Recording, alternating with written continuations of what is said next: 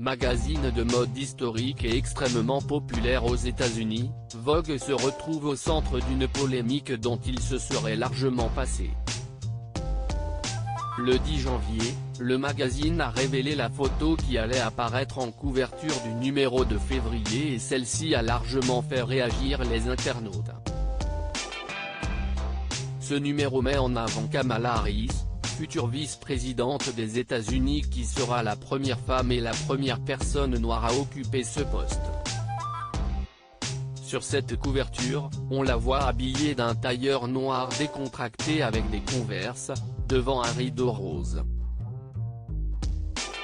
Le magazine titre « Madame la vice-présidente, Kamala Harris et les nouveaux États-Unis ». La couverture de Vogue fait polémique. L'utilisation de cette photo a rapidement fait réagir les internautes, qui font remarquer que la peau de la vice-présidente paraît beaucoup plus claire sur la photo que dans la réalité. Née d'un père d'origine jamaïcaine et d'une mère d'origine indienne, Kamala Harris est métisse, mais les photographes de Vogue n'ont, selon le journaliste du New York Times Wadja Ali, pas réussi à trouver le bon éclairage. Quel raté! Anna Wintour ne doit pas avoir d'amis ou de collègues noirs. Rédactrice en chef de Vogue depuis 1988, Anna Wintour avait écrit en juin dernier une lettre dans laquelle elle s'excusait de ne pas avoir assez mis en avant ses employés et créateurs noirs.